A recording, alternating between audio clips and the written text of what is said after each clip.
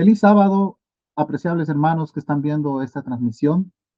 Que la gracia de nuestro Padre Celestial y la paz de nuestro Señor Jesucristo sea con cada uno de ustedes. Es un privilegio poder compartir la palabra de Dios eh, con cada uno de ustedes a través de este medio. En esta ocasión vamos a abrir la palabra de Dios con una temática que la he titulado Santificad mis sábados. Eh, Antes de abrir las escrituras, quiero que inclinemos el rostro y pidamos la dirección de nuestro Dios. Vamos a orar. Padre eterno, que estás en el cielo, santificado sea su santo nombre. En esta hora le agradecemos por la oportunidad de abrir su palabra en este sábado. Gracias por esta bendición que tenemos del día de reposo, del sábado. Ahora queremos analizar a la luz de su palabra esta temática. Permite, Señor, que podamos entender y que podamos reflexionar sobre este asunto. Danos la sabiduría para comprender y sobre todo ponerlo en práctica en nuestra vida espiritual. Bendice a cada hermano, a cada persona que está viendo esta transmisión y que pueda ser de ayuda al analizar su palabra en su vida espiritual. Pedimos su dirección y lo pedimos en el nombre de Jesús. Amén. Muy bien, hermanos, vamos a analizar esta temática con una base bíblica que se encuentra en el libro de Ezequiel. Así que vamos a ir al libro de Ezequiel, el capítulo 20. Yo tomé estas citas, que son los versículos del 10 al 13, como una base bíblica, y lo analizaremos en su contexto del capítulo 20 de Ezequiel. Vamos a analizar el capítulo casi completo para poder analizar esta temática. Dice el texto de Ezequiel capítulo 20, versículo 10 al 13. Los saqué de la tierra de Egipto y los traje al desierto y les di mis estatutos y les hice conocer mis decretos, por los cuales el hombre que los cumpliere vivirá. Y les di también mis sábados, para que fuesen por señal entre mí y ellos, para que supiesen que yo soy Jehová que los santifico. Pero se rebeló contra mí la casa de Israel en el desierto. No anduvieron en mis estatutos y desecharon mis decretos, por los cuales el hombre que los cumpliere vivirá. Y mis sábados profanaron en gran manera. Dije, por tanto, que derramaría sobre ellos mi ira en el desierto para exterminarlos. Hermanos, cuando yo estaba leyendo estos textos, identifiqué un gran problema aquí, porque en el versículo 12, Dios dice que dio algo importante, di mis sábados. En el versículo 11 menciona que Él da sus estatutos, sus decretos, ¿ah? Y en el versículo 12 dice, di mis sábados, con un objetivo, para que fuesen por señal entre mí y ellos, para que supiesen que yo soy Jehová, que los santifico. Ahora, del problema del cual yo le hablo es lo que dice el versículo 13. Pero se rebeló la casa, pues se rebeló contra mí la casa de Israel en el desierto. No anduvieron en mis estatutos y desecharon mis decretos, por los cuales el hombre que los cumpliere vivirá. Y mis sábados profanaron en gran manera. Y dije, por tanto, que derramaría sobre ellos mi ira en el desierto para exterminar. Aquí hay una situación bastante complicada, hay un problema serio, porque el pueblo de Israel está desobedeciendo los decretos eh, y los mandamientos de Dios, los estatutos de Dios, pero Dios menciona algo, dice, di mis sábados y lo profanaron en gran manera, o sea, quebrantaron todo eso, pero Dios hace énfasis que también quebrantaron sus sábados, los sábados que él dio, hicieron, profanaron en gran manera. Ahora, hermanos, yo quiero que vayamos desde el principio del capítulo de Ezequiel 20, porque esa es la cita que yo extraje. Pero, ¿cuál es el contexto del cual Ezequiel capítulo 20 está hablando? Y dice las escrituras de la siguiente manera. Y aconteció que en el año séptimo, en el mes quinto, a los 10 días del mes, que vinieron algunos de los ancianos de Israel a consultar a Jehová y se sentaron delante de mí. Y vino a mí palabra de Jehová, diciendo, Hijo de hombre, habla a los ancianos de Israel y diles, así ha dicho Jehová el Señor, a consultarme venís vosotros. Vivo yo, que no os responderé, dice Jehová el Señor. ¿Quieres tú juzgarlo? ¿Los quieres juzgar tú, hijo de hombre?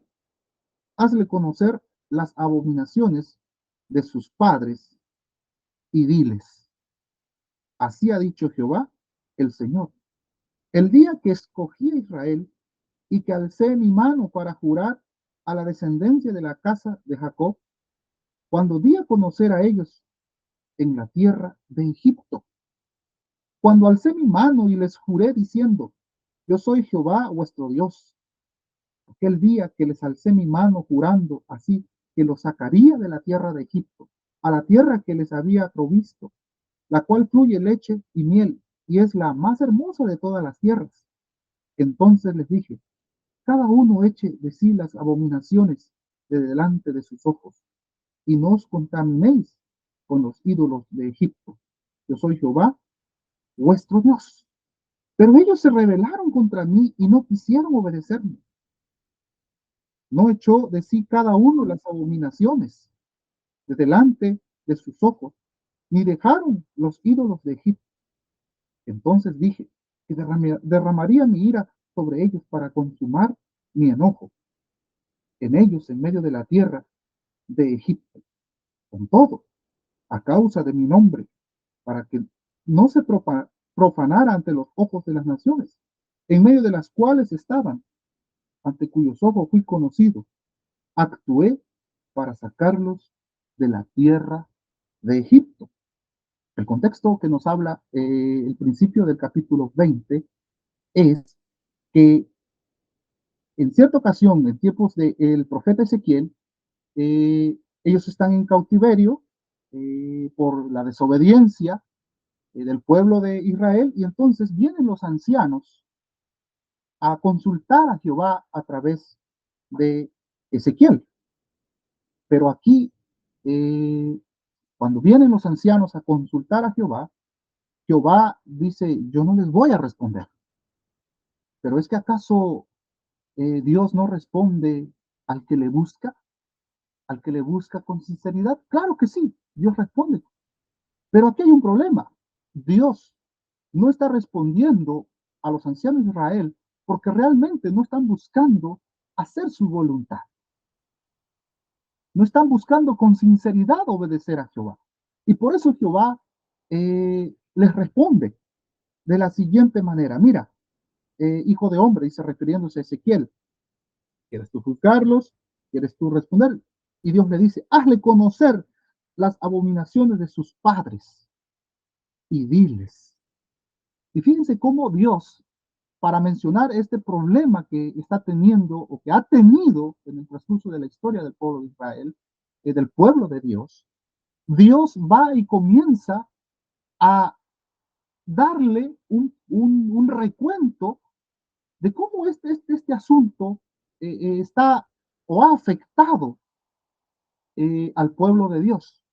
Dice, diles así, así ha dicho Jehová, dice en el versículo 5, el Señor, el día que escogí a Israel y que alcé mi mano para jurar la descendencia de la casa de Jacob, cuando me di a conocer a ellos en la tierra de Egipto. O sea, claro, Dios escoge al pueblo de Israel, Ahora, con respecto a la problemática que se está tratando aquí, es que el pueblo de Israel, el pueblo de Dios, han desobedecido los estatutos, los decretos, los mandamientos de Dios.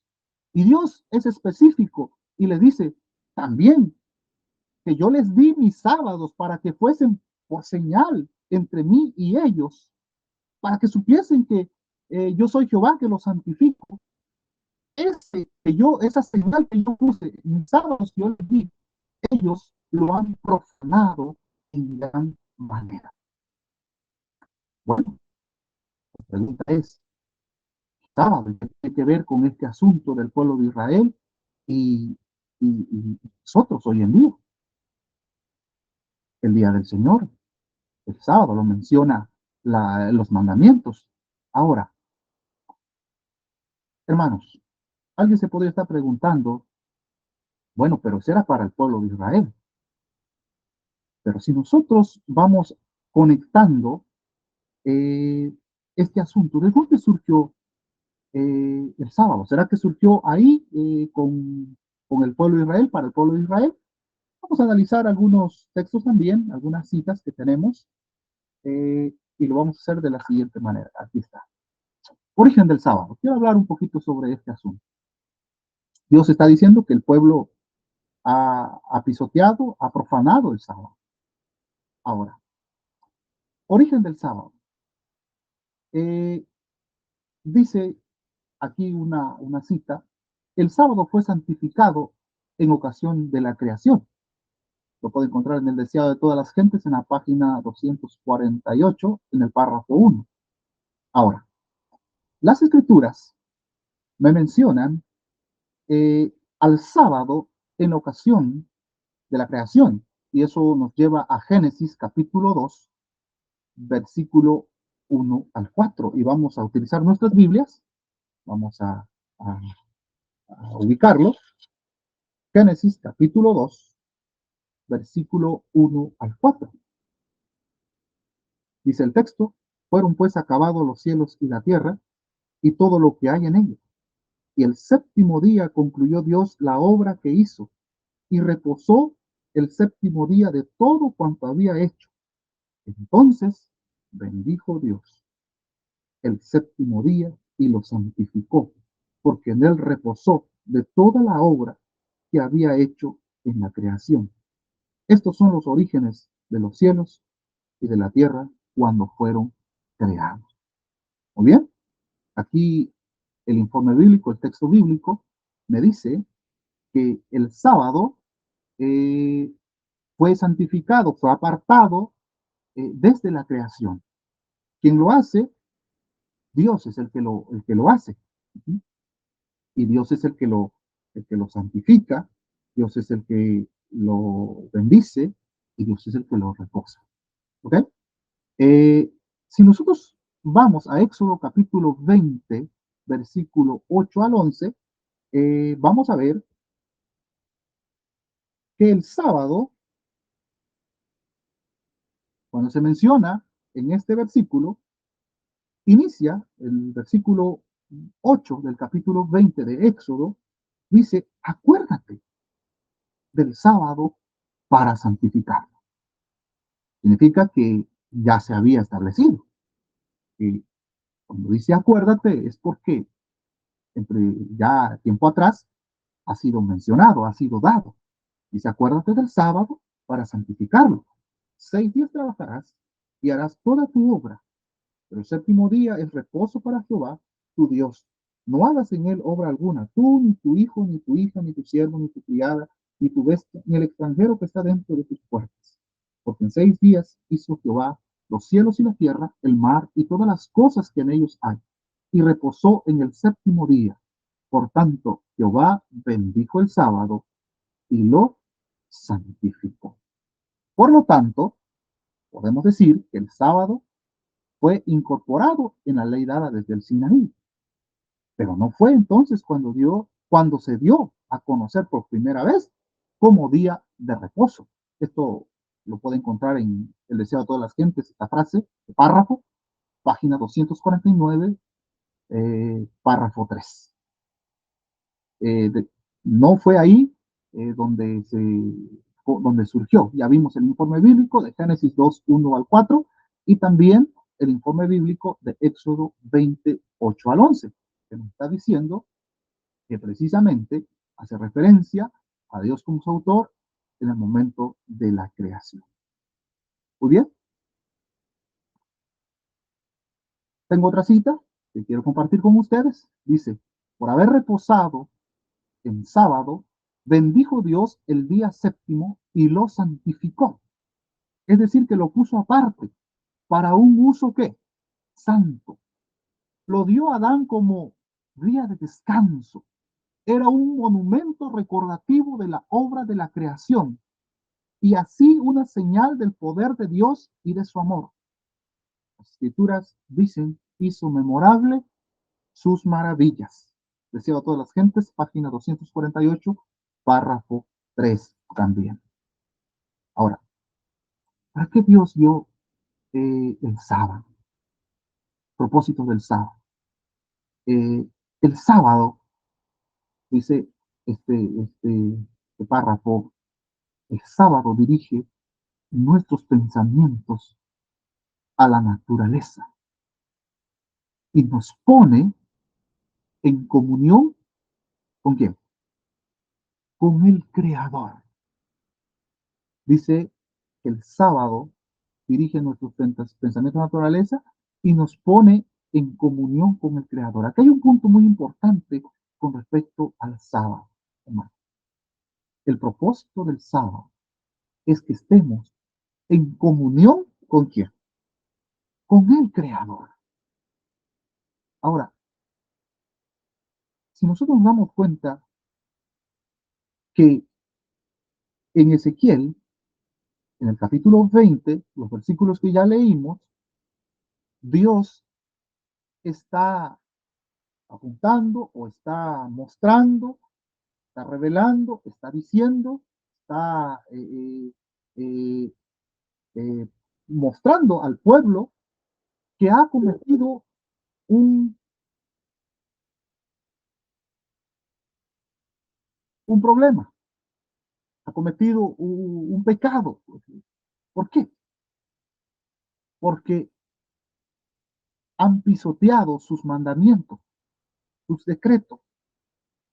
Pero no solo eso, dice Dios, dice, les di mis sábados y también lo profanaron. Ahora, hermanos, si el propósito del sábado es tener comunión con el Creador, es el propósito del sábado desde que Dios lo estableció, y el pueblo de Dios, lo ha profanado. Por lo tanto, podemos decir que al profanar el sábado, no ha habido comunión con el Creador. Se ha roto, o sea, hay un serio problema. Sigue diciendo el párrafo. En el canto de las aves, el murmullo de los árboles, la música del mar, podemos oír todavía esa voz que habló con Adán en el Edén al frescor del día. Y mientras contemplamos su poder en la naturaleza, hallamos consuelo, porque la palabra que creó todas las cosas es la que infunde vida al alma.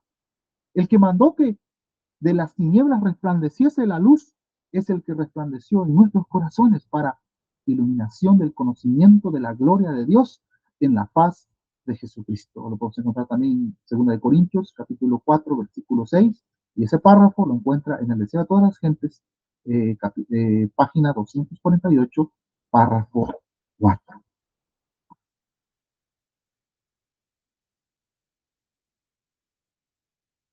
El sábado no era para Israel solamente, sino para el mundo entero. Claro, vimos el informe de Ezequiel, en el cual dice que Dios escogió al pueblo de Israel.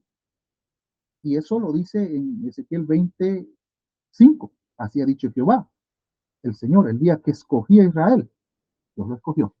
Así que, pero no era el sábado solamente para Israel, sino para el mundo entero. ¿A que Dios escogió a Israel? Bueno, así dice el informe bíblico, que Dios lo escogió.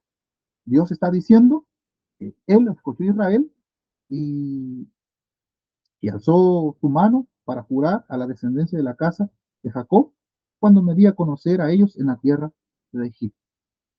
Dice, por lo tanto, el sábado, dice, no era para Israel solamente, sino para el mundo entero. Había sido dado a conocer al hombre en el Edén, y como los demás preceptos del Decálogo, es la obligación imperecedera acerca de aquella ley de la cual el cuarto mandamiento forma parte. Cristo declara, hasta que perezca el cielo y la tierra, ni una jota ni una tilde perecerá de la ley. Así que mientras duren los cielos y la tierra, el sábado continuará siendo una señal del poder del Creador. Decía toda la gente, página 249, párrafo 4. Ninguna otra institución confiada a los judíos propendía tan plenamente como el sábado a distinguirlo de las naciones que lo rodeaban. Dios se propuso que su observancia los designase como adoradores suyos. Había de ser una señal de su separación de la idolatría y de su relación con el verdadero Dios. Lo dice el Liceo de las Gentes en la página 251, párrafo 1. Y vamos a ver más adelante el propósito de Dios, ¿verdad? ¿Cuál era? ¿Qué es lo que Dios quería? Y lo mencionamos en el texto, una base bíblica, ¿verdad? Eh, que aparece en el versículo 12. Les di también mis sábados para que fueran por señal entre yo y ellos, para que supieran que yo soy Jehová que los santifico. Ya, una señal que los iba a distinguir entre Dios y su pueblo. Muy bien. Ahora, eh, ya vimos, ¿verdad?, cuál era el propósito del sábado. Volvemos nuevamente. El problema en Egipto. Los versículos que leímos hace un momento, desde el versículo 5 hasta el versículo 9,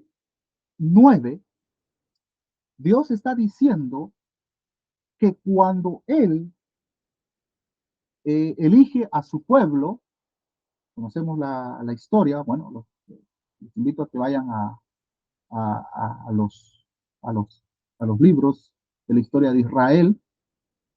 Vamos leyendo Génesis, Éxodo, y en Génesis vamos a encontrar cuando Dios elige a Abraham y a su hijo, y así sucesivamente, hasta que Jacob llega a Egipto por su hijo José. Dice el informe bíblico, y pueden encontrar en los últimos capítulos del libro de Génesis. Llega Jacob ahí con su familia y se establece en Egipto. Más tarde, el informe bíblico nos dice que se establecen ahí, se multiplican, sientan en Egipto, pero hay una situación complicada en Egipto. Y esa es la problemática en Egipto. Mientras están en Egipto, el pueblo de Dios, el pueblo de Israel, el pueblo que Dios eligió, comienza a tener problemas. Y vuelvo a repetir, el problema que se ha tenido aquí es que de acuerdo al informe bíblico de Ezequiel 20, es que lo podemos encontrar en el versículo 7. Entonces les dije, cada uno eche de sí las abominaciones de delante de sus ojos, y no os contaminéis con los ídolos de, de Egipto. Dice, yo soy Jehová vuestro Dios. Pero el versículo 8 me dice, pero ellos se rebelaron contra mí y no quisieron obedecerme. ¿De dónde está hablando ahí? Mientras el pueblo permanecía en Egipto, dice que Dios nuevamente les da sus estatutos, les dice que no se contaminen con los ídolos de Egipto, pero tristemente, dice aquí el informe bíblico, que ellos se rebelaron contra Dios y no quisieron obedecerme. no echó de sí cada uno las abominaciones de delante de sus ojos, ni dejaron los ídolos de Egipto. Entonces dije que derramaría mi ira sobre ellos para consumar mi enojo en ellos en medio de la tierra de Egipto. Por eso no habían salido de Egipto. Dios está mencionando aquí, a través de Ezequiel, esta situación grave con respecto a la desobediencia del pueblo de Dios, de los estatutos de Dios, de sus mandamientos y del sábado, porque Dios es específico y dice que han profanado sus sábados. Y dice Dios en este recuento, le dice, no, el problema es que ellos no obedecieron, se rebelaron contra mí desde Egipto, estando ellos en Egipto. Conocemos la historia, cómo llegan a Egipto, se establecen ahí, pasa un tiempo, luego llegan a ser esclavos. El asunto es que eh, desobedecen a Dios, adoran a los ídolos de Egipto y quebrantan todos los mandamientos de Dios. Obviamente, Dios dice, profanaron mis sábados, hicieron su voluntad, no dejaron los dioses de Egipto, eh, y entonces aquí hay un serio problema. Josué 24:14 también nos informa que estando ellos en Egipto, tristemente, desobedecieron a Dios, se olvidaron. De hecho, por eso cuando Moisés es llamado por Dios, Moisés le pregunta a Dios, eh, cuando yo llegue a ellos y ellos me pregunten, ¿y tú quién te envió? Entonces tú vas a decirle, el Dios de tus padres, de Abraham, de Isaac, de Jacob, soy el que soy, me ha enviado. Pero ellos se olvidaron de Dios, o adoraron a los dioses egipcios, quebrantaron sus mandamientos, se olvidaron del sábado. Hay un serio problema. Josué 24:14, puede buscarlo, también ahí vamos a encontrar un informe.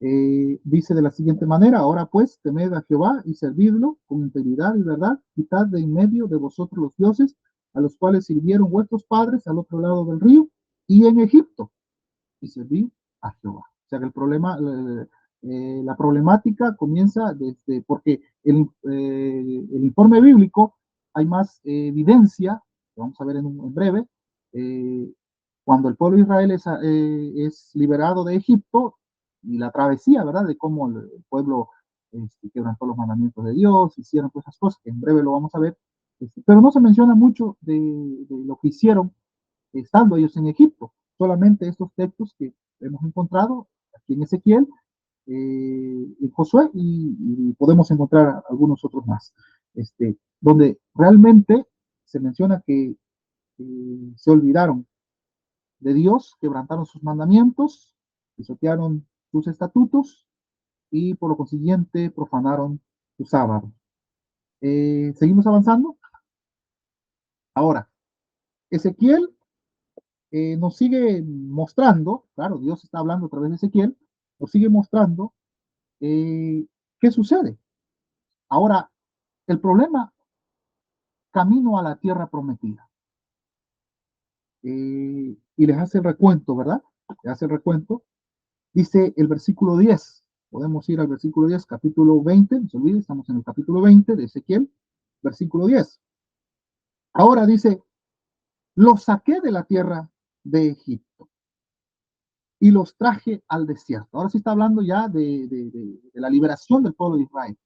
Yo los saqué de la tierra de Egipto y sabemos a través de Éxodo cómo Dios lo libera al pueblo, a este pueblo, a su pueblo, que él lo eligió porque él así lo quiso, este, y lo saca con mano fuerte, ¿verdad? Con grandes señales, con grandes cosas, conocemos, de acuerdo al informe bíblico, las 10 plagas que azotaron a Egipto, al rey de Egipto, para que fueran liberados, y Dios lo saca. Lo saqué, dice aquí el informe, Dice Dios, los saqué de la tierra de Egipto y los traje al desierto. Y les di mis estatutos. O sea, no es porque ahí precisamente les dio por primera vez sus estatutos, sus mandamientos y el asunto del sábado.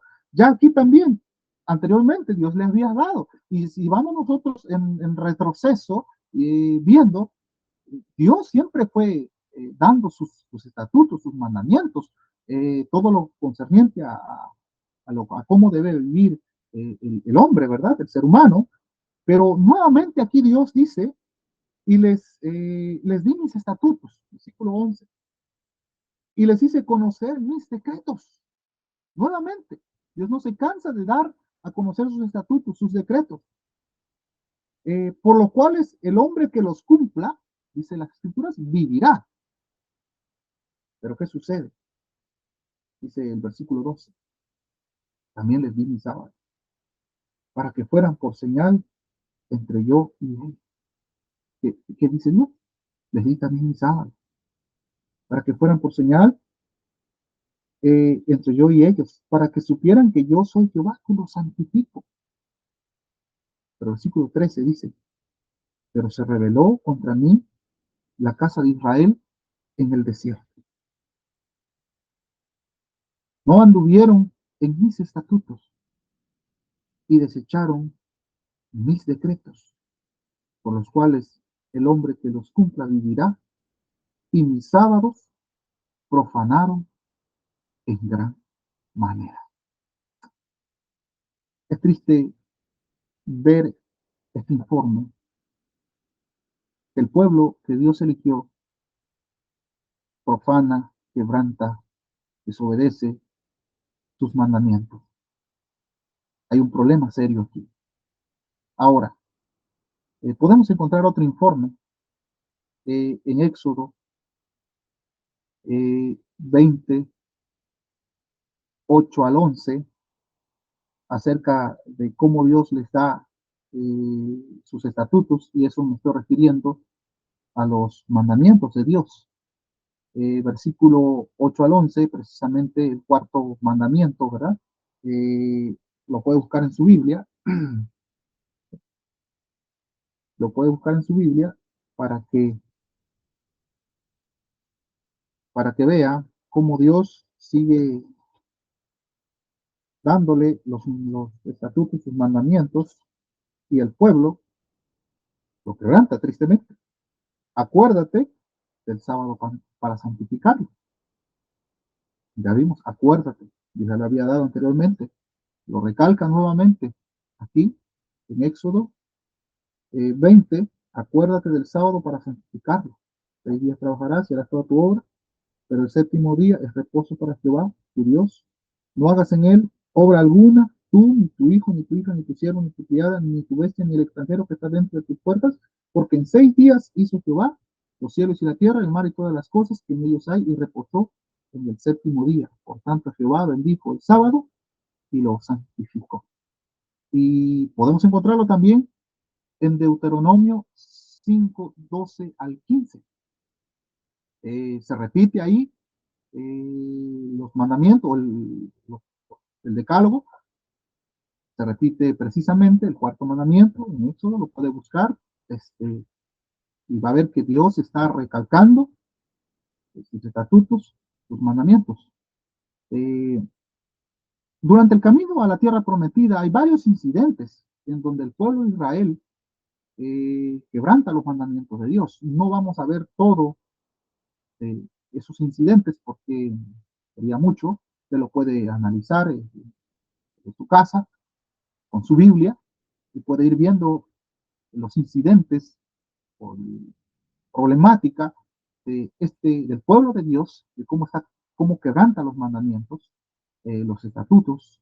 Pero en Éxodo 16, yo quiero que ustedes vayan y veamos aquí un incidente de cómo este pueblo quebranta los mandamientos de Dios. Y este asunto tiene que ver con el sábado. Vayamos a Éxodo capítulo 16, ahí cerca, versículo del 23 al 28.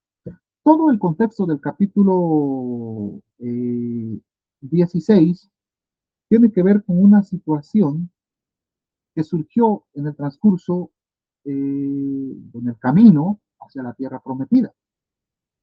No voy a leer todo el informe bíblico, voy a leer una parte. Versículo 23 dice, y les dijo, esto es lo que ha dicho Jehová, mañana es sábado, el día de reposo, consagrado a Jehová. Lo que tengáis que cocer, cocedlo hoy, y lo que tengáis que cocinar, cocinadlo, y todo lo que os sobre, guardadlo para mañana. Ellos lo guardaron hasta el día siguiente, según lo que Moisés había mandado, y no se engusanó ni se apestó. Está hablando del maná, cuando Dios hizo descender el maná del cielo para alimentar al pueblo de Israel, porque no tenían alimentos. Dios le dio instrucciones aquí en el capítulo 16, lo va a encontrar, hay que leer el capítulo completo, cómo Dios le da instrucciones, cuánto tenían que recoger, la cantidad que tenían que recoger diariamente, pero en el día sexto Dios le da una instrucción, tenían que recoger doble porción, tenían que prepararse para el sábado.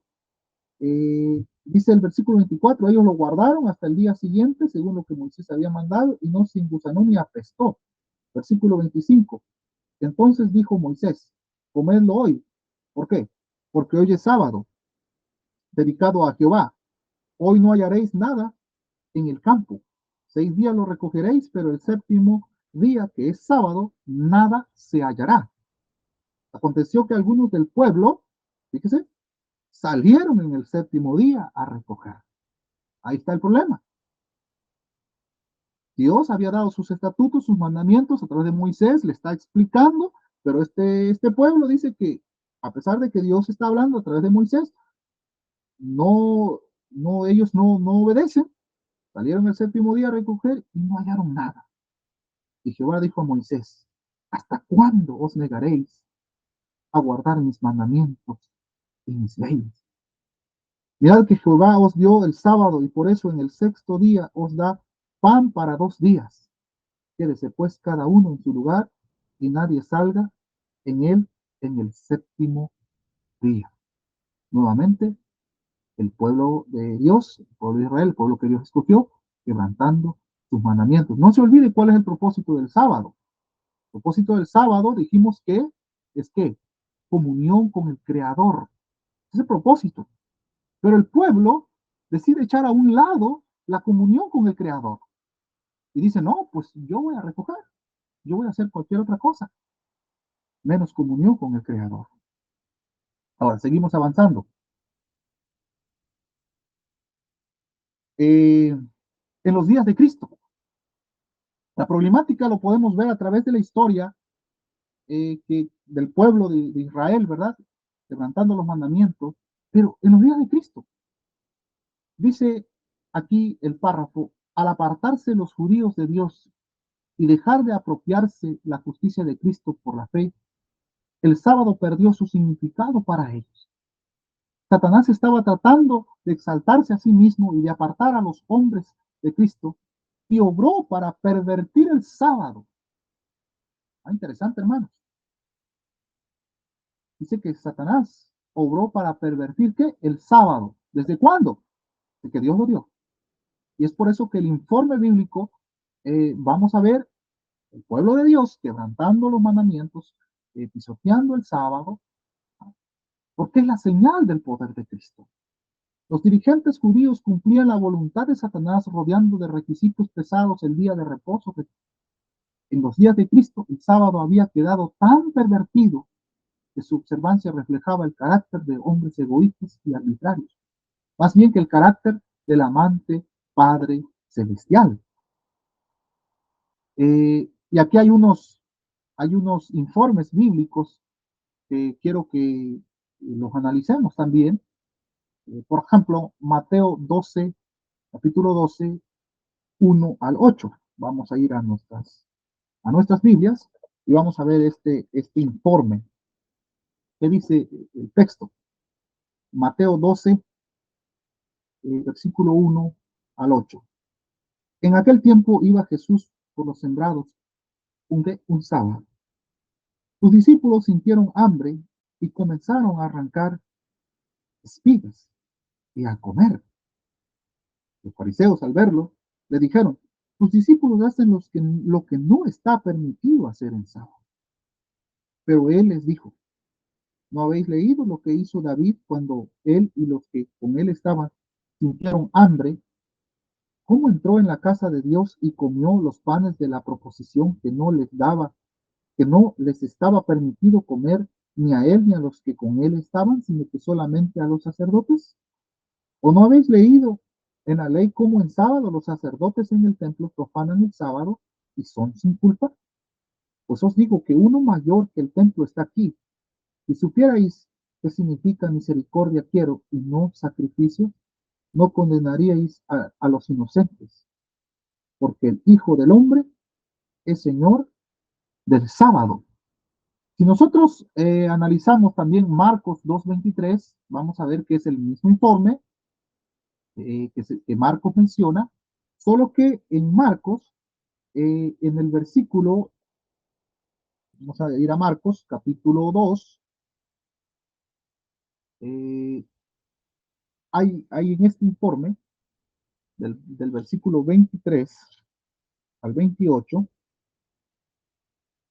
es el mismo informe, pero en el versículo 27 aparece, dice, también les dijo, el sábado fue hecho por causa del hombre y no el hombre por causa del sábado. Por lo tanto, que nos está diciendo eso, que el que necesita comunión con su creador es el hombre. Ya, el sábado fue hecho por causa del hombre, para el hombre, porque él es el que necesita comunión con su creador y no el hombre por causa del sábado. Por tanto, el Hijo del Hombre es Señor aún del sábado. Aquí vemos problemática con el sábado.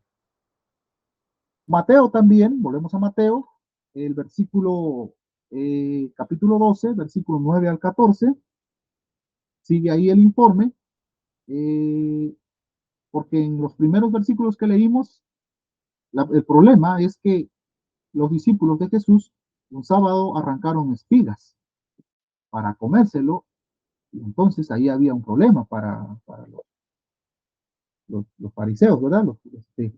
Eh, ahora, en el versículo 9 al 14 hay otro incidente y dice de la siguiente manera: saliendo de allí fue a la sinagoga de ellos y había allí uno que tenía seca una mano.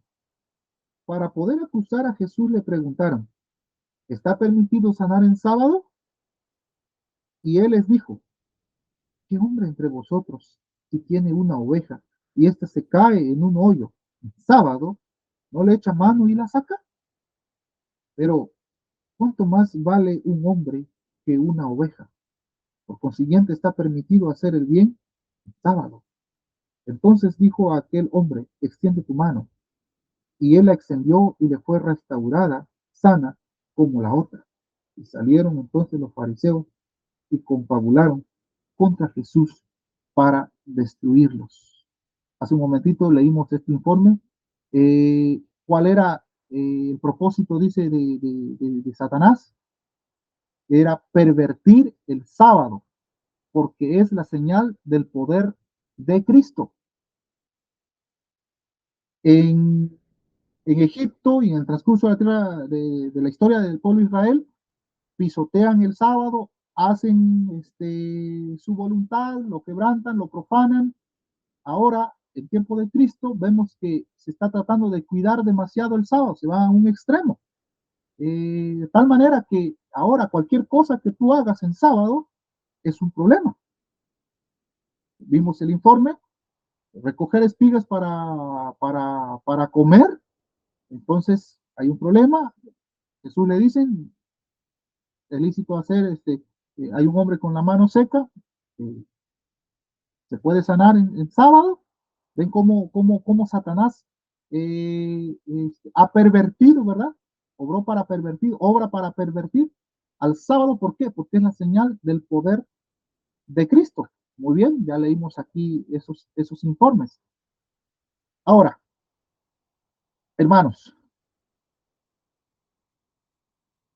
nosotros que estamos viviendo en estos tiempos, hemos visto los informes bíblicos de un serio problema, porque el pueblo de Dios, a través de la historia, quebranta sus mandamientos, quebranta los estatutos, pisotea eh, los sábados, porque Dios así lo estableció.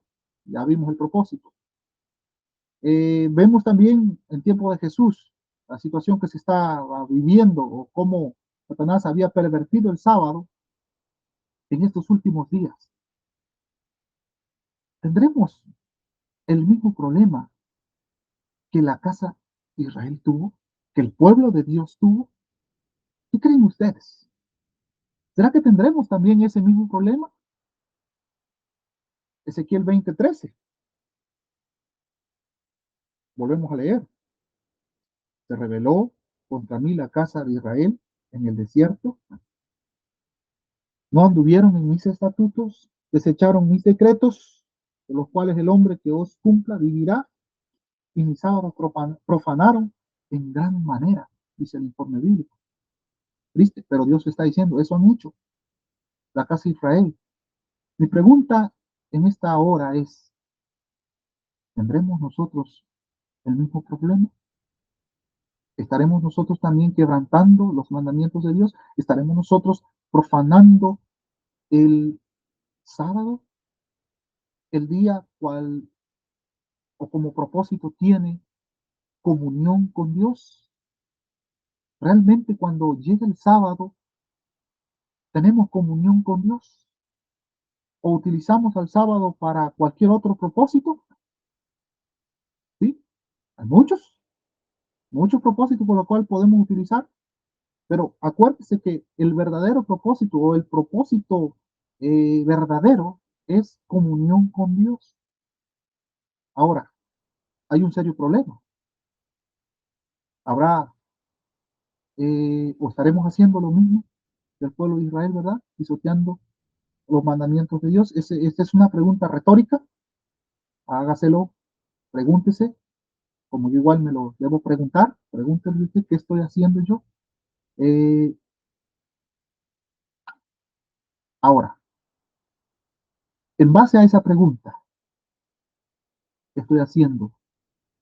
¿Qué debo hacer? ¿Cómo mejorar?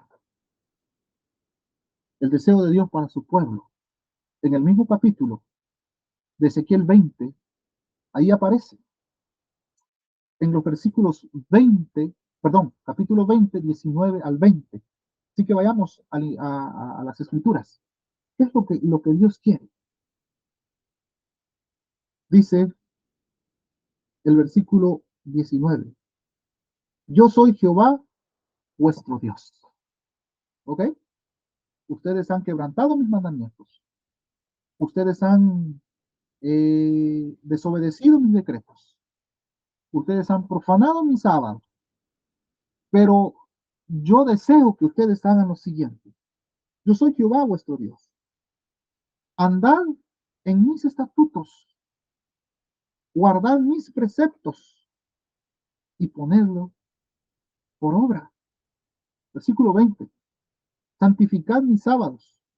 Fíjense, nuevamente Dios, a pesar de todo lo que la casa de Israel, lo que el pueblo de Dios ha hecho, que ha profanado, una vez más, Dios dice, santificad mis sábados y sean por señal entre mí y vosotros, para que sepáis que yo soy Jehová, vuestro Dios. ¿Cuál es el deseo del pueblo para el pueblo de Dios? Precisamente está en los versículos 19 y 20. Hay otro párrafo que está abajo, dice, por haber sido hecho el sábado para el hombre, es el día del Señor.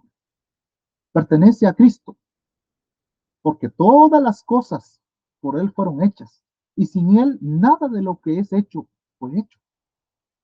Y como lo hizo todo, creó también el sábado. Por Él fue apartado como un monumento recordativo de la obra de la creación. Nos presenta a Cristo como santificador, tanto como creador. Declara que Él que creó todas las cosas en el cielo y en la tierra y mediante quien todas las cosas existen, es cabeza de la iglesia y que por su poder somos reconciliados con Dios.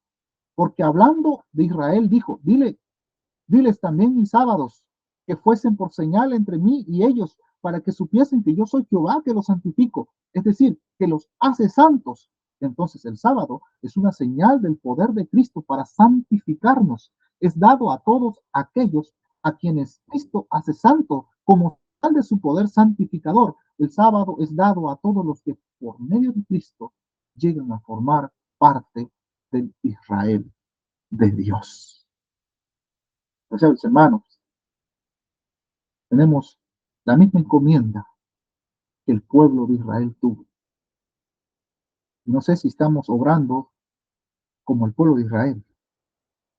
Si en algún momento estamos obrando así, el llamado de Dios es, una vez más, yo soy Jehová vuestro Dios, andad en mis estatutos, guardad mis preceptos y ponerlos por obra, santificad mis sábados y sean por señal entre mí y vosotros, para que sepáis que yo soy Jehová vuestro Dios. Hermanos, pónganse a pensar por qué el sábado es atacado, por qué el sábado es tratado de borrar de la faz de la tierra, ¿verdad? Porque precisamente tiene un profundo significado en la vida del pueblo de Dios. Si no fuese así, yo creo que no tendría ningún ataque. ¿Qué piensa usted? El Señor dice en Isaías 58, 13 y 14, usted puede ir a su Biblia, Isaías 58, 13 y 14. Si retrajeres del sábado tu pie de hacer tu voluntad en mi día santo, y lo llamas delicia, santo, glorioso de Jehová, y lo veneras, no andando en tus propios caminos, ni buscando tu voluntad, ni hablando tus propias palabras, entonces te deleitarás en Jehová, y yo te haré subir sobre las alturas de la tierra, y te daré a comer la heredad de tu padre Jacob. La boca de Jehová lo ha hablado. A todos los que reciban el sábado como señal del poder creador y redentor de Cristo, les resultará una delicia. Viendo a Cristo en él, se deleitan en él. El sábado les indica las obras de la creación como evidencia de su gran poder redentor, al par que recuerda la pérdida de paz en el Edén, habla de la paz restaurada por el Salvador. Y todo lo que encierra la naturaleza repite su invitación. Venid a mí, todos los que estáis trabajados y cargados, que yo os haré descansar. Hermanos, la invitación es que guardemos los estatutos de Dios, sus mandamientos, y eso que Dios quiere que sea una señal entre su pueblo y él y Dios.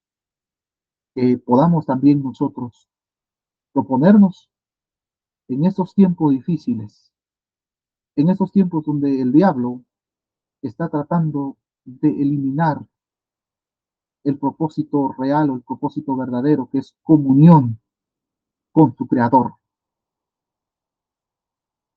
Vivamos obedeciendo lo que el Señor quiere que obedezcamos a través de su santa palabra. Que el Señor nos ayude, que el Señor te ayude a ser obediente, a guardar sus estatutos, a caminar en sus caminos y que nos encuentre haciendo su voluntad.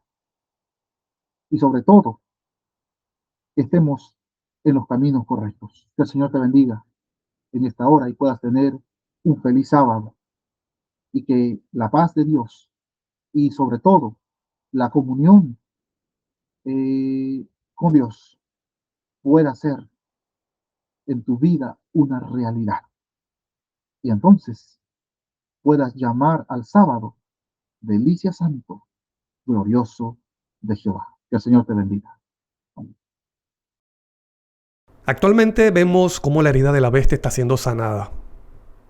cómo el papado está recibiendo más autoridad política, pero también autoridad religiosa en asuntos de doctrinas sobre el mundo cristiano o sobre esas iglesias que dicen ser protestantes.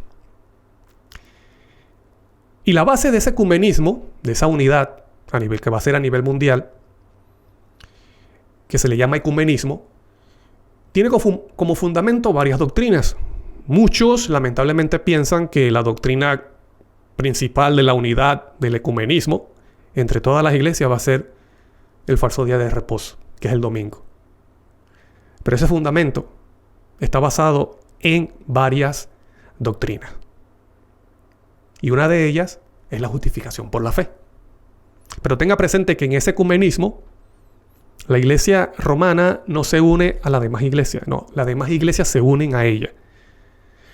¿Por qué? Porque la iglesia que lideriza esa unidad o ese ecumenismo es la iglesia católica romana. Por lo tanto, las demás iglesias, aunque diga ser protestantes, tienen que estar de acuerdo o caer en un acuerdo con la doctrina o las doctrinas del papado. Pero ¿qué pasará en el mundo cuando esa herida sea completamente sanada? Cuando la bestia reciba nuevamente la autoridad política y la autoridad religiosa. Bueno, esto lo dice y lo muestra el capítulo 13 de Apocalipsis. Mira lo que dice. El capítulo 13, versículo 3. Vamos a leer la versión, la Septuaginta, al español. Dice: y una de sus cabezas como degollada para muerte. O sea que Juan está viendo esa bestia. Esa bestia de Apocalipsis 13 es el nuevo orden mundial. Es la última fase de ese poder religioso que surgió del antiguo imperio romano. Juan está viendo las características de esa bestia y ve que una de sus cabezas tiene una herida para muerte, dice ahí degollada para muerte, y el golpe de su muerte se curó. O sea, esa bestia tiene la herida sanada. ¿Qué ocurre cuando esa bestia tenga esa herida sanada? Dice: y se maravillóse entera la tierra tras de la bestia. En la versión Reina Valera dice: y se maravilló toda la tierra en pos de la bestia. Entonces, en ese ecumenismo, o en esa unidad religiosa a nivel mundial, la gente irá en pos de la bestia. No solamente en práctica, sino también en doctrina. Pero ¿qué pasará con ese remanente final? ¿Qué pasará con el remanente, con el pueblo de Dios, ese remanente final, cuando esa herida sea sanada? Mira lo que dice Apocalipsis 14:4, hablando de los 144,000. Dice: estos son los que no se contaminaron con mujeres, pues son vírgenes. Estos son los que siguen al Cordero por donde quiera que va. Siguen al Cordero. Mientras que el mundo irá en pos de la bestia, el remanente final irá en pos del Cordero. Y algo interesante que dice acerca de ese remanente, y es que dice: no se contaminaron con mujeres. Mujeres en Apocalipsis representa iglesias falsas con falsas doctrinas. En Apocalipsis se habla de la ramera y de las hijas de la ramera. Por lo tanto, los 144,000 o ese remanente final no tiene ninguna relación, ni en práctica ni en doctrinas, con esas iglesias, con la ramera y con las hijas de la ramera. Y en esa unidad a nivel mundial también está involucrado la doctrina de la justificación por la fe. Por lo tanto, el remanente final entiende, comprende la verdadera justificación por la fe, pero no solo la comprende, sino que también la practica. Porque ese grupo estará transformado por el poder de Cristo Jesús, y eso es lo que significa seguir al Cordero. Lo sigue en ejemplo, lo sigue en práctica y lo sigue en doctrina. Y espero que tú seas parte de ese remanente final, para la honra y gloria de Dios. Oremos. Amante y eterno Padre Celestial, muchas gracias, Señor, por esta oportunidad que nos das de poder abrir tu palabra y aprender de ella. Que lo que vamos a estudiar en estos minutos pueda ser de bendición para todos nosotros y podamos comprender un poco más acerca de esa experiencia, de ese proceso que tú has dejado para nuestra salvación. A través de tu Hijo amado, el Cordero, como es la justificación por la fe. Danos entendimiento, acompáñanos con tu Santo Espíritu. La majestad, la gloria, la alabanza sea para ti por siempre. Gracias por escucharnos. Y todo te lo pedimos en el nombre santo de tu Hijo, Cristo Jesús. Amén. Así que, hermanos, estoy contento por estar con ustedes y participar en esta serie de conferencia o de temas invitado por el Ministerio Clamor de Medianoche. Soy Daniel Primera, para los que no me conocen, y un gusto para mí poder estar con ustedes. Hoy vamos a hablar acerca de esa doctrina maravillosa, de esa verdad, como es la justificación por la fe.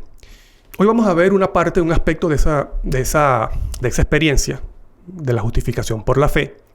Y en el siguiente tema vamos a ver la otra experiencia. Pero estos dos aspectos de la justificación por la fe están unidos. Están unidos. Y hoy vamos a hablar acerca de una parte. Pero antes de entrar en eso, vamos a ver algunas noticias para que ustedes vean cómo se está uniendo el mundo cristiano doctrinalmente con la iglesia romana. Y como dije, la iglesia romana no se une en doctrina con las demás iglesias. No, las demás iglesias se unen en doctrina con ella. Por lo tanto, las demás iglesias tienen que conformarse a las enseñanzas y doctrinas de la Iglesia Católica Romana, es decir, del papado. Y una de esas doctrinas en la cual se unen el mundo cristiano y las iglesias protestantes con el catolicismo, tristemente, es la justificación por la fe. Mira, yo te quiero mostrar aquí, vamos a ver esta noticia, para que ustedes vean cómo el mundo protestante se está uniendo doctrinalmente con la iglesia católica. Mira esta noticia, dice, usted lo puede conseguir en la página catholic.net. Dice, ecumenismo, diálogo y oración para lograr la unidad en una sola iglesia visible. En una sola iglesia, te está diciendo en una sola iglesia visible. Les pregunto, ¿cuál crees tú? ¿Cuál creen ustedes que será esa iglesia? La Iglesia Católica Romana. El ecumenismo reúne a los cristianos para orar juntos. Dice, el ecumenismo es ese movimiento en el cual todo bautizado está inmerso. O sea, toda persona que está bautizada está inmerso o está involucrado en ese ecumenismo, en esa unidad. Que busca la unidad entre las diversas iglesias cristianas, ya que comparten la misma fe en la Santísima Trinidad. Ahí está una doctrina en la cual se unen el mundo cristiano. Tienen a Jesús como Rey y Señor de sus vidas, el bautismo como sacramento de la justificación cristiana, se la menciona, justificación cristiana, que nos hace hijos de Dios y entrar a formar parte de la iglesia. La Sagrada Escritura, es decir, la Biblia, como libro revelado por Dios. Entonces, te presenta varias enseñanzas, varias doctrinas en la cual estas iglesias están unidas, están de acuerdo, pero vemos allí que no solamente es el domingo. Dije que también está la justificación por la fe y está la doctrina de la Santísima Trinidad. Sigue diciendo, incluso entre muchos de ellos, cristianos de distintas denominaciones, hermanos separados, lo colocan allí entre comillas, hermanos separados. ¿Por qué se le llaman hermanos separados? Porque ellos son los que salieron. Ellos son los que están separados de la verdadera iglesia. La verdadera iglesia es la iglesia romana, por lo tanto es la iglesia madre y ella llama a la unidad. El mundo protestante son los separados. La iglesia católica romana es la verdadera, es la iglesia madre, por lo tanto ella está llamando a los hermanos, a los separados, a unirse con ella nuevamente. Hermanos separados, bueno, pero hermanos al fin. Hay cierta comunión en los sacramentos, o sea, tenemos ciertas cosas que nos unen. Las iglesias cristianas ortodoxas y católicas poseen los mismos sacramentos válidos. Y en ausencia de iglesia o ministro de su denominación, pueden solicitarlos al ministro de la otra iglesia con plena libertad. Entonces, aquí vemos, ahí se menciona algunas de las doctrinas en las que están unidas el mundo cristiano o la iglesia protestante con la iglesia católica. Vamos a ver la siguiente noticia. Mira lo que dice. Esto lo puedes conseguir también en una página católica como es Así Prensa. Dice: por primera vez en 500 años celebrarán una misa católica en catedral en Suecia. Y esto fue en el año 2018. Mira lo que dice esta noticia. La Catedral Luterana de Lund, Suecia, acogerá en octubre una misa católica por primera vez después de casi 500 años del inicio de la Reforma Protestante. O sea, dentro de una catedral luterana, ícono de protestantismo, se hizo una misa católica. Después que el Papa y los líderes de la Federación Luterana Mundial rezaron juntos en la catedral en 2016, católicos y luteranos se han reunido para rezar las vísperas ecuménicas. ¿Qué significa vísperas? Acercándonos. Dice, luteranos se han reunido para rezar a las vísperas, o sea, a la cercanía de esa unidad a nivel mundial en el mundo religioso. Pero miren lo interesante de esto. La iglesia luterana, ícono del protestantismo, se une o se unió con la iglesia católica romana. Y una de las doctrinas, además de la Trinidad, una de las doctrinas por las que esta iglesia se une es la justificación por la fe. Otra noticia de esa misma página, Así Prensa, una página católica. Esta noticia es del 2021. Dice: Papa Francisco alienta a rezar por la unidad entre cristianos. El credo de Nicea es una expresión de fe vinculante no solo para los católicos y los luteranos, sino también para nuestros hermanos ortodoxos y para muchas otras comunidades cristianas. Es un tesoro común. Esforcémonos para que el 1700 aniversario de ese gran concilio, que se cumplirá en el 2025, o sea, en el próximo año, dé un nuevo impulso al camino ecuménico, que es un don de Dios, y para nosotros un camino irreversible, afirmó el Papa. No hay retroceso. Mira, en las iglesias cristiana protestante, no es un secreto que se han infiltrado personajes de la iglesia romana, como son los jesuitas. Y ese trabajo que ellos han hecho dentro de esas iglesias protestantes es lo que ayuda al ecumenismo mundial. Ahora vamos a ver una declaración que se llama Declaración Conjunta de la Doctrina de la Justificación, en la cual la iglesia romana y la iglesia luterana y otras iglesias protestantes se han unido en esta doctrina. O sea que esas iglesias protestantes enseñan la misma justificación por la fe que enseña el papado. Mira, aquí está la declaración conjunta de la doctrina de la justificación. La Federación Luterana Mundial, conocida como FLM, y el Pontificio Consejo para la Promoción de la Unidad de los Cristianos invitaron a sus iglesias a usar la liturgia y otros materiales preparados conjuntamente para marcar el 20º aniversario de la Declaración Conjunta sobre la Doctrina de la Justificación, que fuera firmado por representantes de uno y otro el 31 de octubre de 1999. Imagínense, en el año 1999 Estas iglesias están unidas en la doctrina de la justificación por la fe. Y qué interesante que la doctrina de la justificación por la fe enseñada por la Iglesia Católica tiene mucha relación con justificación por obras humanas. No enseña realmente la justificación por la fe bíblica.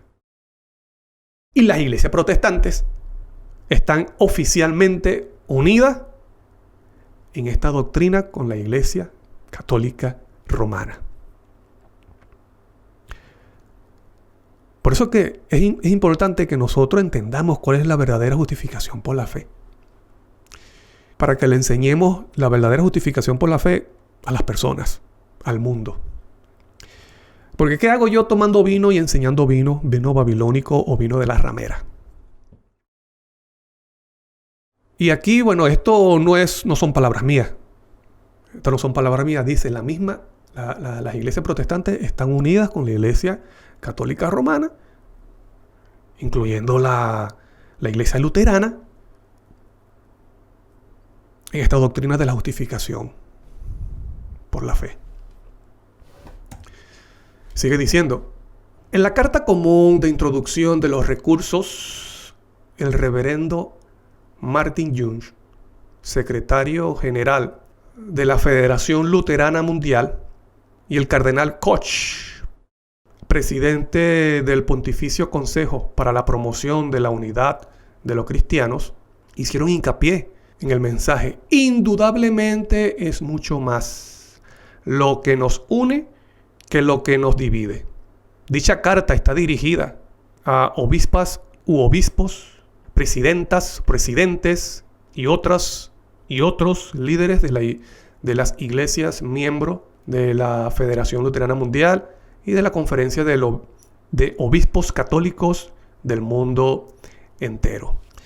Mira un trozo acerca de esa declaración en conjunto sobre la doctrina de la justificación. Dice, la declaración conjunta es un acuerdo histórico que fue firmado por católicos y luteranos en el 1999. Este acuerdo resuelve efectivamente uno de los principales conflictos teológicos al origen de la Reforma. La comprensión de la salvación, casi nada. Bueno, dice que esta declaración resuelve efectivamente uno de los principales conflictos teológicos al origen de la Reforma, como es la comprensión de la salvación. Desde entonces, otras 3 comuniones cristianas mundiales, a saber, la metodista, anglicana y reformada, se asociaron oficialmente con lo que en un principio fue un acuerdo católico-luterano. Mediante la declaración conjunta se superaron controversias, o sea, esas controversias ya se superaron, y malentendimientos presentes desde hace siglos. Declaración conjunta sobre la doctrina, justificación, en la página 5. Entonces, aquí vemos cómo el mismo documento, que se le llama declaración conjunta de la justificación, entonces, ella misma dice, las iglesias que se unieron, y te repito, están unidas, es de acuerdo al concepto doctrinal de la justificación que tiene el papado, que es la ramera, que es la bestia, y que la Biblia también lo representa como el anticristo. Entonces es importante que tú y yo comprendamos y entendamos cuál es la verdadera justificación por la fe. Porque te repito, como vimos al principio, el remanente final no tiene relación ninguna con la ramera y con las hijas de la ramera. Ellos son vírgenes en prácticas y en doctrina. Siguen al Cordero. Entonces, hoy vamos a ver acerca de un aspecto de la justificación por la fe. Mira, hoy vamos a hablar acerca de ese aspecto legal. Vamos a entender lo que significa el aspecto legal de la justificación por la fe. Y para comenzar, vamos a leer lo que dice Proverbios, que es una verdad. Y lamentablemente muchos en el mundo protestante no toman en cuenta. Porque Dios no cambia. Dios es fiel a sus principios. Y mire, y esto es lo que dice Proverbios. Lo que dice Proverbios es algo real en Dios. Mira lo que dice. Proverbios 17:15 dice: el que justifica al impío y el que condena al justo, ambos son igualmente abominación a Jehová. ¿Quién es? El que justifica al impío y el que condena al justo. O sea que para Jehová es abominación aquella persona que condena al justo. Como también es abominación para Jehová aquel que justifica al impío. ¿Qué significa justificar? Declararlo inocente, declararlo justo. Para Dios es una abominación declarar justo, declarar inocente a aquel que no es justo, porque es un engaño. Y esto es lo que dice la palabra de Dios. Proverbios 17:15 te dice un principio, una verdad acerca de Dios. El que justifica al impío y el que condena al justo, ambos son igualmente abominación a Jehová.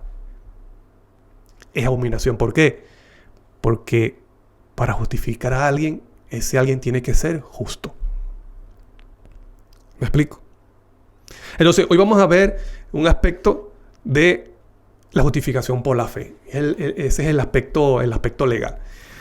Mira lo que dice Romanos 4, 6, 7 dice: como también David habla de la bienaventuranza del hombre, a quien Dios atribuye justicia sin obra. 7, diciendo: bienaventurados aquellos cuyas iniquidades son perdonadas. ¿Ve? Se absorbe de condenación. Y cuyos pecados son cubiertos.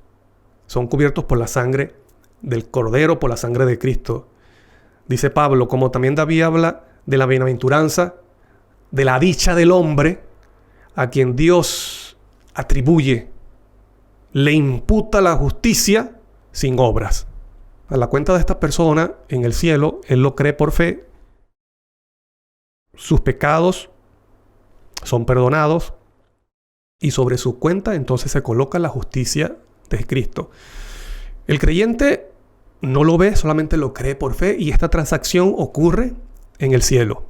Entonces a él, cuando dice allí se le atribuye justicia, se le imputa justicia. Y es la justicia de Cristo. Dice, atribuye equivale a imputar. Imputación de justicia equivale a perdón de pecado, es lo mismo, porque justificación y perdón es lo mismo. Y a cubrir el pecado, que se cubre es con la sangre de Cristo Jesús, que es el Cordero. Entonces, mediante la fe, el creyente que pasa de la posición de un rebelde, de un hijo de pecado o de Satanás, ahora pasa a la posición de un leal súbdito de Jesucristo. Llega a ser adoptado como hijo de Dios al reino de Dios. Un niño que es una adopción, que es un niño adoptado. Bueno, un niño adoptado es un niño que ha sido dejado por sus padres. Hay unos que son niños bastardos, no tiene padre. Así que hay una familia que acepta recibir a ese niño en su seno, en su casa, le da hogar, le da lo que este niño necesita para su crecimiento y su formación como persona. Entonces, ese niño que no tenía nada que ver, con esta familia, ahora llega a ser parte de la familia. No solamente recibe los beneficios, sino que también recibe el apellido. Y así pasa con el creyente. Así pasa con el creyente después que era un hijo de perdición, un rebelde, débil, muerto en sus delitos y pecados.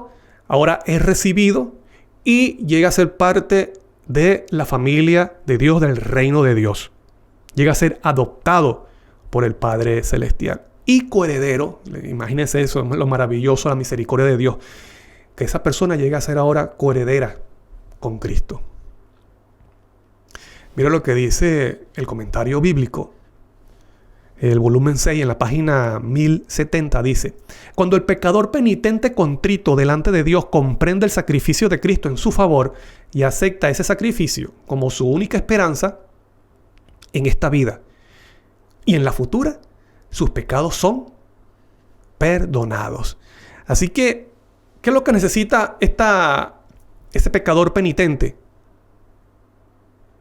además de sentir contrición, tristeza delante de Dios, dice, comprender el sacrificio de Cristo que ha hecho en su favor y aceptar ese sacrificio como su única esperanza de vida en la presente y en la futura. Y cuando acepta por fe a Cristo, su sacrificio, su justicia, aunque él no vea a Cristo, aunque esa persona no ve esa transacción que ocurre en el cielo, en el cual se le imputa la justicia de Cristo, aunque él no ve eso, él lo cree por fe y sus pecados son perdonados. Él lo cree por fe. Entonces, esto es lo que se llama la justificación por la fe y es recibido por el Padre Celestial, adoptado como hijo suyo. Ahora mira, vamos a ver algo del mismo capítulo de Romanos 4 que leímos, pero vamos a leer los versículos 4 y 5. Dice, pero al que obra, no se le cuenta el salario como gracia, sino como deuda. Versículo 5. Mas al que no obra, sino que cree en aquel que justifica al impío, su fe le es contada por justicia. Esta parte que dice, sino que cree en aquel que justifica al impío, lo vamos a ver en el siguiente tema. ¿Por qué Proverbios dice que es abominación para Jehová el que justifica al impío? Pero aquí dice, mas al que no obra, sino que cree en aquel que justifica al impío, y ese es Dios. Entonces, ¿cómo hay una contradicción aquí? Eso lo vamos a ver en el siguiente estudio. Pero en estos minutos nos vamos a enfocar, vamos a ver en la parte que dice al que obra. Al que obra no se le cuenta el salario como gracia, sino como deuda. ¿Qué es lo que está diciendo? O sea, al que trata de guardar la ley o hacer buenas obras para ser salvo, para ser justificado o para ser perdonado y para mantenerse como tal, dejando la fe a un lado. Eso es lo que está hablando, se está refiriendo Pablo allí. Pero al que obra no se le cuenta el salario como gracia, sino como una deuda. Es decir, es cuando, por ejemplo, cuando usted trabaja esperando recibir la quincena o el sueldo a la mitad del mes o el último del mes. ¿Me explico? Cuando la salvación es por gracia. Eso es lo que está diciendo Pablo aquí. El que busca ser perdonado, justificado y mantenerse como tal, obedeciendo la ley y haciendo buenas obras, entonces ya la salvación no es por gracia, sino que es una deuda que Dios tiene con esa persona. ¿Por qué? Porque está obrando bien. Y dice, mas al que no obra, aquel que no busca ser justificado con guardar la ley o haciendo buenas obras, sino que cree en la promesa de Dios, dice, su fe le es contada por justicia. A él se le imputa la justicia de Cristo. Por eso se dice justificación, la justificación por fe. Ahora, pero hay algo que sucede con esto de las obras. Y esto lo menciona el libro o la carta de Santiago. Porque Santiago dice que somos justificados por las obras también. Y esto es lo que ha traído, no es culpa de la palabra de Dios, es culpa de los lectores o de los creyentes que no buscan armonizar estos versículos. Entonces, en una parte te dice que es un error buscar ser justificado, perdonado por obras de ley. Pero Santiago te dice que el hombre no solamente es justificado por la fe, sino también por las obras. Porque las obras perfeccionan o hacen ver, muestran la calidad de la fe. Y eso lo dice la carta de Santiago. Es decir, las obras muestran el tipo de fe o la calidad de la fe. ¿Ves? Entonces, ¿saben ustedes que, por ejemplo, el creer, eso es obra?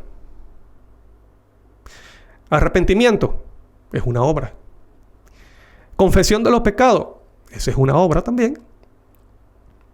Pero estas son cosas que se necesitan para ser justificado. ¿Necesitamos creer para ser justificados? Sí. ¿Necesitamos arrepentimiento para ser justificados? Sí. ¿Necesitamos confesar nuestros pecados para ser justificados? Sí. Pero estas cosas son obras. Por eso dice por eso dice Santiago que no solamente es por fe, sino que también es por obras. Y que esas obras por las que somos justificados, dice, esas obras muestran la calidad de la fe. Mira lo que dice, vamos a leerlo. Santiago 2, 19, 20, 22 y 24 dice: ¿Tú crees que Dios es uno? Bien haces. También los demonios creen y tiemblan. Versículo 20. ¿Mas quieres saber, hombre vano, que la fe sin obra es muerta? Entonces la fe tiene relación con las obras. Porque una fe sin obra está muerta. ¿No ves que la fe actuó juntamente con sus obras y que la fe se perfeccionó por las obras? Es decir, esas obras muestran la calidad de la fe. 24. Vosotros veis, pues, que el hombre es justificado por las obras y no solamente por la fe. La pregunta que tenemos que hacerlo entonces, esas obras, ¿quién las hace? ¿Quién hace esas obras? ¿Esas obras son netamente humanas? Porque, por ejemplo, Santiago dice que menciona que Abraham y la ramera Ra, ellos fueron justificados por las obras que hicieron. Ahora, es porque esas obras son el resultado de la realidad de un nuevo corazón. Las obras como cuáles, como el creer, porque el creer, la fe, es un don que Dios da. Ese don la fe es un regalo que Dios da para el creyente. Dios dice, tú necesitas fe para ser salvo, para ser justificado, yo te doy la fe. Tú necesitas arrepentimiento, yo te doy el arrepentimiento. Es una obra de Dios en el creyente. La confesión del pecado es la obra de Dios a través de su Espíritu. Es Dios obrando en esta persona para que crea, para que tenga arrepentimiento, tenga tristeza al contemplar la cruz de Cristo Jesús. Que lo motive y lo impulse a confesar sus pecados. Eso es el resultado de una persona que ha recibido un nuevo corazón. Y esto es lo que es la verdadera justificación por la fe. Porque Dios no justifica al impío. Dios justifica a aquel que es realmente justo.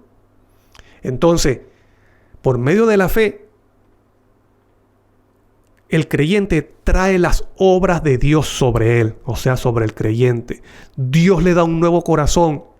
Y la promesa dice, lo dice en Ezequiel, yo pondré un nuevo corazón dentro de ti, pondré mi espíritu, y dice, y pondré mi justicia, escribiré mi ley en tu corazón. ¿Qué es lo que está haciendo Dios? Lo está haciendo justo.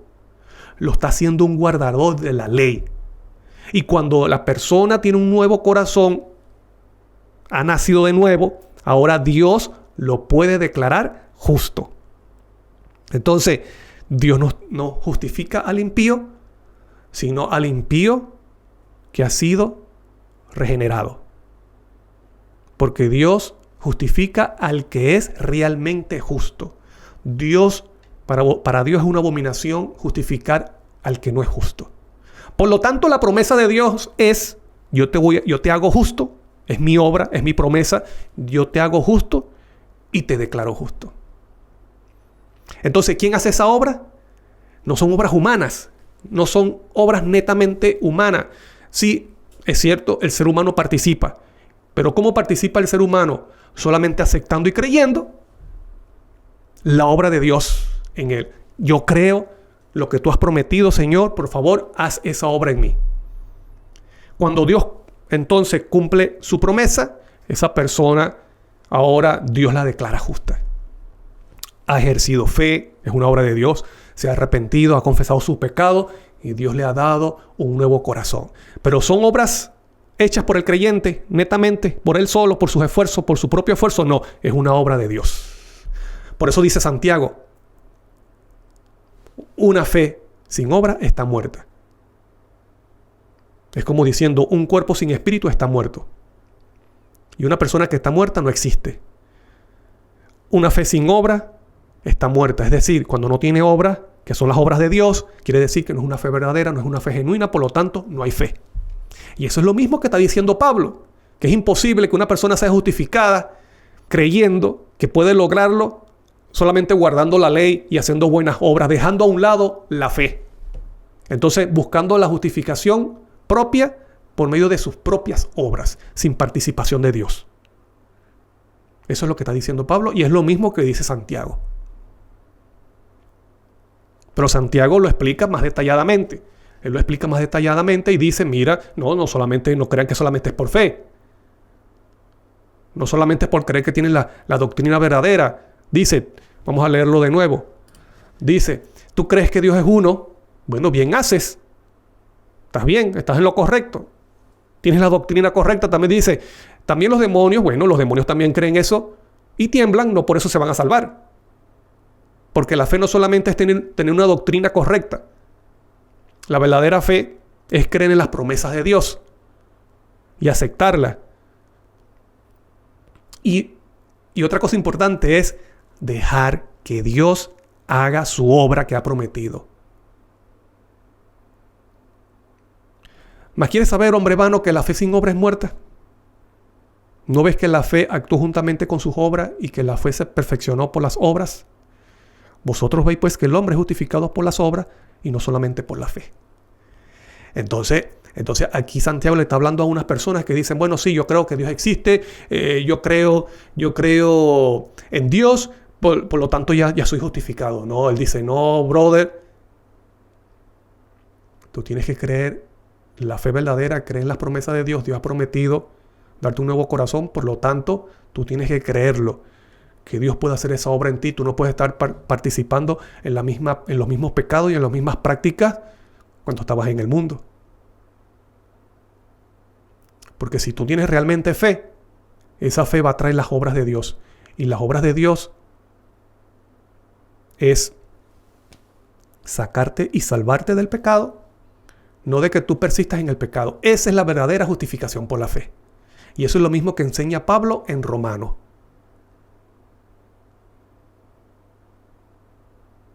No se están contradiciendo, están viendo armonía. Cuando Pablo habla de obras, está hablando de obras netamente humanas. Cuando Santiago habla de obras, está hablando de obras de Dios en aquel que ha ejercido la fe verdadera. Ahora vamos a ver entonces esa verdad importante que cuando el creyente ejerce la verdadera fe, trae las obras de Dios en él.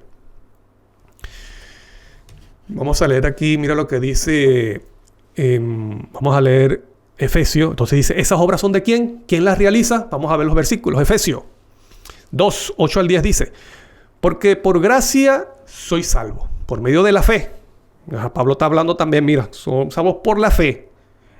Y esto no es de vosotros, pues es un don de Dios. ¿Estás viendo? Dice que la salvación y la fe es un don de Dios. Dios te da ese don de la fe para que creas. Versículo 9. Y no por obras para que nadie se gloríe. ¿Por qué la gente se va a gloriar por esas obras? Porque son obras netamente humanas. Por eso dice no por obras del ser humano, no por sus propias obras. Las buenas obras que tú y yo podemos hacer, la contaminamos, la dañamos con nuestro orgullo humano. Porque nuestra justicia, dice Isaías, es como trapo de inmundicia, no sirve para nada. Las obras que sirven en el creyente son las que hace Dios, porque las obras de Dios son perfectas. Vienen de un Dios perfecto. Nuestras obras son débiles. Nosotros estamos muertos en nuestros delitos y pecados, tenemos orgullo. Dañamos cualquier cosa que podemos hacer para Dios. Las únicas obras que valen en el cielo a través de nosotros son las que son hechas por Cristo. Entonces dice, no por obras, o sea, no por obras humanas, para que nadie se gloríe. porque somos hechura suya, ahora somos hechos por Dios o somos creados por Dios, dice, creados en Cristo Jesús para buenas obras, las cuales Dios preparó de antemano. Dios preparó esas obras. No somos salvos por obras humanas, por nuestras propias obras, pero Dios dice Pablo, que somos hechos, ¿te recuerda que somos hechos justos? Somos hechuras suyas, creados en Cristo, una nueva criatura, para buenas obras. ¿Esas obras son de quién? ¿Quién las hace? Sigue diciendo Pablo, las cuales Dios Dios hizo esas obras. Para que el creyente participe de esas obras, que no son sus obras, son obras de Dios, para que anduviésemos en ellas.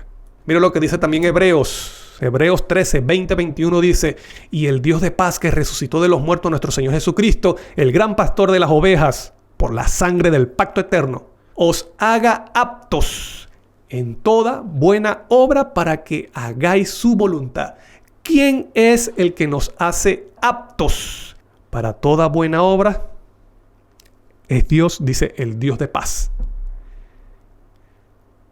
Haciendo Él, lo repite, haciendo Él, o sea Dios, en vosotros lo que es agradable delante de Él, por Jesucristo, el cual sea la gloria por los siglos de los siglos. Entonces, estos versículos son claros cuando te dice que el que hace la obra no es el creyente, sino que es Dios a través de Cristo en el creyente. Que eso fue lo mismo que ocurrió con Cristo Jesús. O sea que la experiencia del creyente, cuando ejerce verdadera fe para ser justificado, es lo mismo que ocurrió con Cristo. El mismo Cristo dijo, no soy yo que hace las obras, sino el Padre que mora en mí.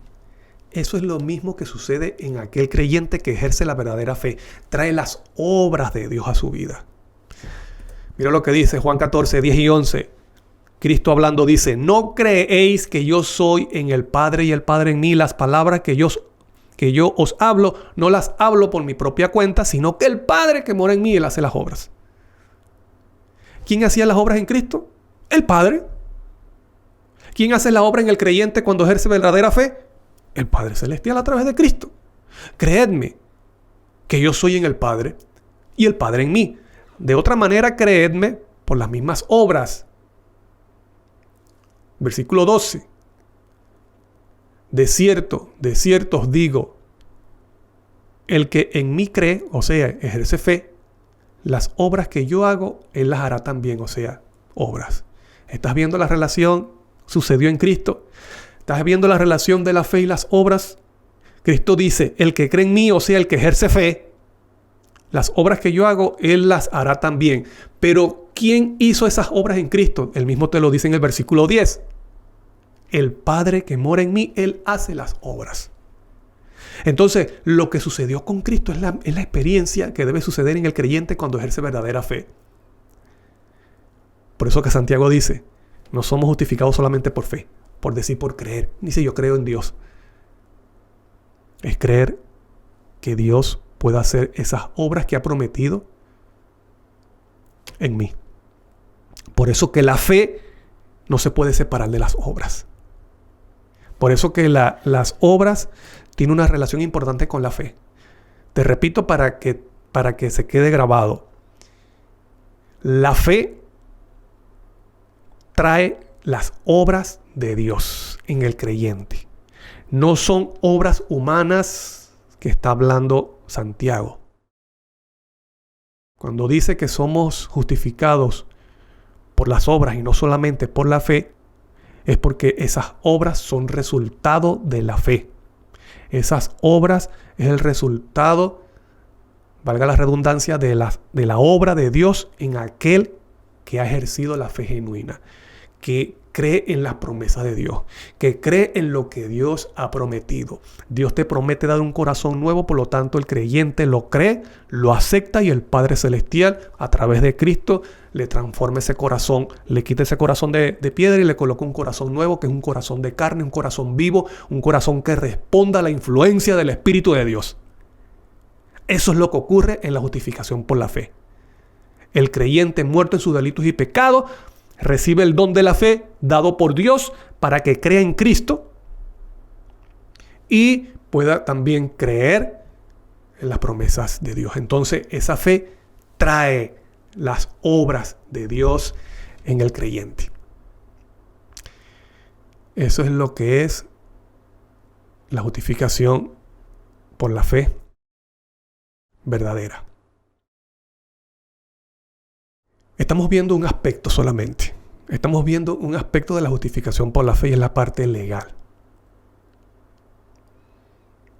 Y ya estamos viendo que esa parte legal de transacción, de pecado, justicia de Cristo, imputar justicia, ocurre en el cielo y el creyente lo cree por fe. Entonces, eso está ocurriendo en el cielo, ¿verdad? Pero también ya estamos viendo una parte de esa justificación por la fe que ocurre en el creyente. Y es que Dios le promete dar un nuevo corazón. En el siguiente estudio vamos a ver entonces esa parte de la justificación por la fe que la mayoría del mundo cristiano no la presenta. No lo predica, no lo enseña. Y mucho menos la iglesia romana. Mira lo que dice también 1 Pedro 5:10. Mas el Dios de toda gracia que nos llamó a su gloria eterna en Jesucristo, después que hayáis padecido un poco de tiempo, Él mismo os perfeccione, afirme, fortalezca y establezca. ¿Quién es el que nos perfecciona? ¿Quién nos afirma? Nos fortalece y nos establece. Dice Dios. No es el ser humano, no es el creyente débil, es la promesa de Dios. Dios de toda gracia que nos llamó a su gloria eterna en Jesucristo. Él te llama para perfeccionarte. Él te llama para hacer las obras en ti. Eso es lo que ocurre en la verdadera justificación por la fe. No es simplemente el ser humano obrando para buscar la gracia, para alcanzar la gracia o el favor de Dios. Es Dios obrando en el creyente débil. Lo ha prometido Dios. Y Dios es verdadero y Él cumple su promesa. Espero que esta sea tu experiencia. Espero que esta sea tu experiencia en tu vida espiritual y en tu relación con Cristo Jesús. Si esto no ocurre en tu vida, entonces debes reconocer de que te falta la fe verdadera. Esa fe que trae las obras de Dios, esa fe que cree en lo que Dios ha prometido. Por lo tanto, tu deber es pedirle a Dios: Señor, si no tengo esta fe por la que puedo ser justificado y que tú puedas cambiar este corazón de piedra y colocar un corazón de carne, entonces dame esa fe verdadera. Dame esa fe verdadera que no tengo. Dame esa fe genuina que no tengo. Y quita de mí, Señor, esa creencia satánica de que puedo ser salvo por mis propias obras, por mi propio esfuerzo humano. Dame la fe verdadera que cree que Cristo puede hacer lo que ha prometido en mí, o que tú puedes hacer lo que has prometido a través de Cristo en mí. Si no he experimentado, Señor, si no he experimentado el verdadero arrepentimiento, dame ese arrepentimiento que tú prometes. Tú has dicho en tu palabra que tú das arrepentimiento de corazón. Dame ese arrepentimiento verdadero y muéstrame cuáles son mis faltas y coloca en mí ese deseo de poder confesar mis pecados. Confesar todo aquello que yo he hecho y te deshonra. Esas son las oraciones que debemos hacerle a Dios. Si no hemos experimentado la verdadera justificación por la fe.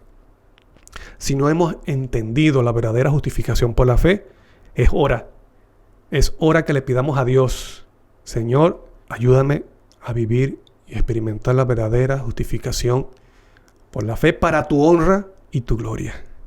No como los fariseos, que trataban de hacer buenas obras para su propia gloria, sino como tu Hijo amado, en el cual tú hiciste esas obras en Él. Y Él permitió que tú hicieras esas obras para tu propia honra y gloria. Porque el remanente final conocerá la verdadera justificación por la fe y experimenta la verdadera justificación por la fe. Termino con estas citas de la sierva del Señor. Mira lo que dice el deseo de toda la gente en la página 26. El principio de que el hombre puede salvarse por sus obras, que es fundamento de toda religión pagana, era ya principio de la religión judaica. Ese principio, ese fundamento de la religión pagana, como es que el hombre puede salvarse por sus propias obras, ya estaba presente en la religión judaica. ¿Por medio de quién? De los fariseos. Y Cristo señaló a los fariseos como generación de víbora, hijo del diablo. Satanás lo había implantado. Y donde quiera que se le adopte, donde quiera que se reciba esa doctrina satánica, donde quiera que se predica, que se enseña, que se vive ese principio satánico, los hombres no tienen defensa contra el pecado. Porque no son nuestras propias obras, son las obras de Dios en el creyente. Seguimos viendo, mira lo que dice la siguiente cita, El Camino a Cristo, página 60. Hay dos errores contra los cuales los hijos de Dios, particularmente los que apenas han comenzado a confiar en su gracia, deben guardarse en forma especial. El primero, en el cual ya se ha insistido, es el de fijarnos en nuestras propias obras, confiando en algo que podemos hacer para ponernos en armonía con Dios. Eso es un peligro terrible. Eso es lo que está diciendo ella. El que está procurando llegar a ser santo mediante sus esfuerzos por observar la ley, está procurando una imposibilidad. Y eso es lo que está diciendo Pablo en Romanos. Todo lo que el hombre puede hacer sin Cristo está contaminado de egoísmo y pecado, incluyendo buenas obras, incluyendo nuestra justicia, incluyendo el tratar de guardar la ley. No solamente tiene que ver con motivación e intención, es quién está haciendo esa obra. Porque podemos tener buena intención y buena motivación, pero esas obras luego las manchamos con nuestra suciedad de nuestro propio orgullo humano. Repito, todo lo que el hombre puede hacer sin Cristo está contaminado de egoísmo o de orgullo y pecado. Solo la gracia de Cristo por medio de la fe puede hacernos santos. Solo la gracia de Cristo significa es las obras de Él, lo que ha prometido, que son traídas por medio de la fe. Esas obras de Cristo en nosotros, dice, eso es lo que puede hacernos santos. Obviamente, con la participación humana. Aquel que deja que Cristo haga esa obra en él. La siguiente, míralo como dice. Pero cuando el corazón cede a la influencia del Espíritu de Dios, la conciencia se vivifica y el pecador discierne algo de la profundidad y santidad de la sagrada ley de Dios, fundamento de su gobierno en los cielos y en la tierra. Ilumina las cámaras secretas del alma y quedan reveladas las cosas ocultas. La convicción se posesiona de la mente y del corazón. El pecador reconoce entonces la justicia de Jehová y siente terror de aparecer en su iniquidad e impureza delante del que escudriña los corazones. Ve el amor de Dios, la belleza de la santidad y el gozo de la pureza. Ansía ser purificado y restituido a la comunión del cielo. Pero ¿quién hace esa obra? Lo dice la primera línea. Pero cuando el corazón cede a la influencia del Espíritu de Dios. Eso es lo que trae la verdadera fe. La influencia y la obra del Espíritu de Dios en el creyente. Que lo lleva a creer, a confiar en las promesas de Dios, que lo lleva a arrepentirse y que lo lleva a confesar sus pecados y a conformarse de acuerdo a los principios eternos de Dios mostrados en la ley o en los 10 mandamientos.